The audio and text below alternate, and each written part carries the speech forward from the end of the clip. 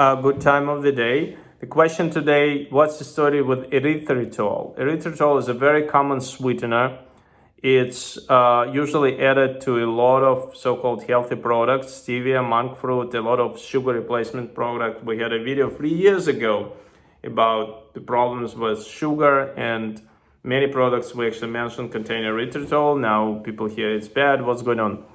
And the second question, what is the definition of low inflammatory diet? Is it vegan, vegetarian? Is it some other type of diet? Is it related to keto diet?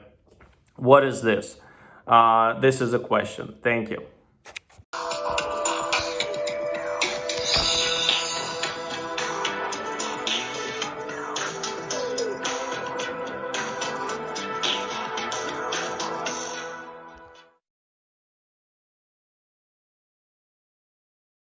My name is Lorenzo Whitehead. I've been coming to Dr. Mongolian about 5 years now. He has been a blessing to me from my back. The medications he's given me has been one for my back. Now I'm taking a knee off of my knees, and it's been a blessing. I just want to thank you and your staff for excellent quality of work.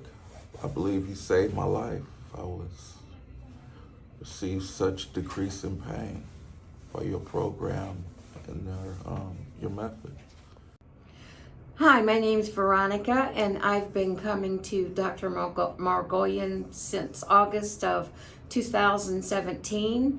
He is a wonderful doctor.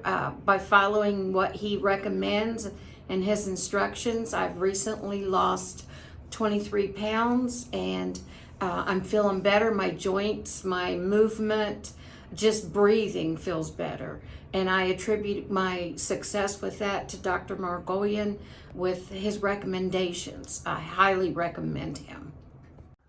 I'd like to thank for the question. It's actually a good point.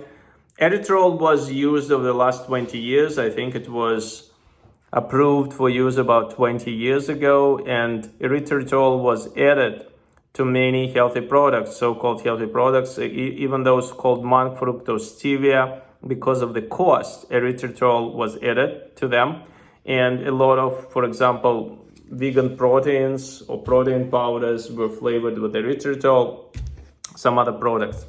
Now, there was a big change. It was seen as possibly neutral. Some people claim beneficial, some people claim concern, and they think it was, it may be not ideal, but better than real sugar.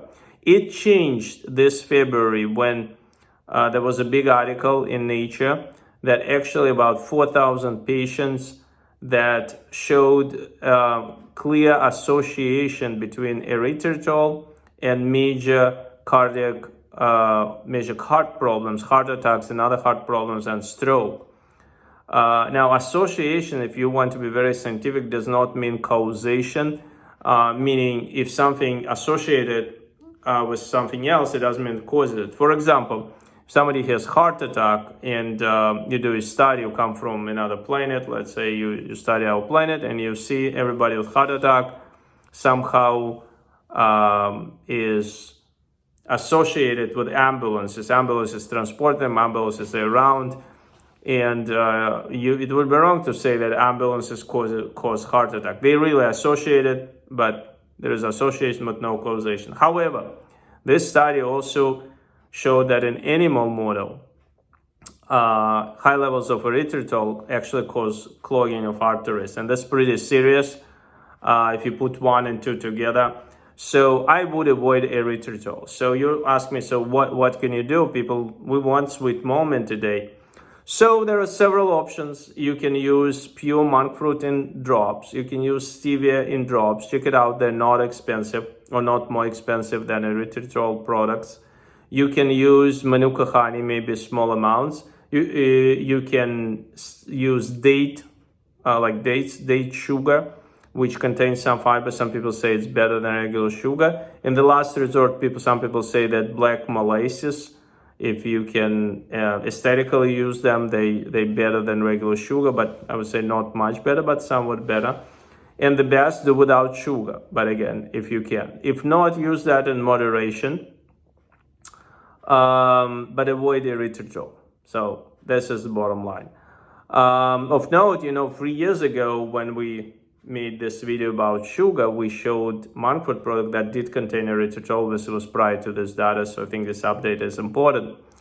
What about low inflammatory diet? Again, using lay terms, decreasing inflammation in your body is very important. One of the modifiable factors is making meal choices. It's something you can do. Decrease inflammation. You switch I would say, like when you drive a car, you switch from reverse to driving. You switch to a different metabolism, which will help you to exercise, will stabilize your mood and decrease arthritis progression. Most probably the same type of diet increase cardiovascular risk. Again, there are several versions. I'm not saying what we usually recommend is the only generally the best one is just our experience, like swimming or karate. There are different styles, but generally I would say pretty much consensus that sugar is inflammatory. You should avoid sugar. We just talked about it. I'm not going to repeat, and we had a big video about sugar almost 3 years ago. Dairy, including cheese, which is the worst, usually the worst obstacle for many people, is inflammatory, and also is saturated fat, should be avoided. If you cannot avoid it completely, at least use imitation cheese, which is usually somehow related to, based on coconut oil, which is not very healthy, but better than original. Once a week or something like that. Make me vegan pizza once a week. That's pretty good. There are different types of vegan cheese. I have no commercial interest, but whatever, like cheddar, mozzarella, parmesan, you can find it. And the same for red meat. I think it should be avoided. You can use imitation sausage, Beyond Meat or others, maybe once a week if you really crave it. Again, not healthy, healthier than real stuff. Fish and poultry, I think, would not be realistic for most people to give it up. And I think if you use it in small amounts, 10-20% of your diet, it's okay. Of note, there is debate about seafood products, not about red meat, because they also raises the levels of something called TMAO, trimethylamide, I think, oxide. It's a substance that also can clog your arteries, and it is definitely associated with meat eaters. It's produced by bacteria in your gut, but maybe associated with sea products. However, you can do whatever you can. If you can use freshwater fish, I guess it's better. If not, that's what it is. Actually, fish diet, in reality, in clinical study, was associated with decreased heart risk, including salmon, I think, which is rich in omega-3. So, jury is out for clinical determinations. I think for most people, that's what's realistic and that's what works. It also will reduce your weight, even though we always tell people not to be fixated on weight. It only causes anxiety. It's not productive. Focus on doing the right thing, eating the right thing, and then in many instances you see from testimonials, weight adjustment will come as well.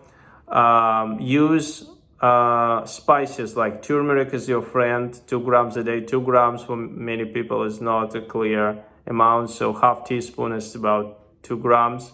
You can use them in capsules, or if you can eat real turmeric, 2 grams, also great, with some particles of black pepper. Ginger is your friend, and clove, usually clove is in capsules.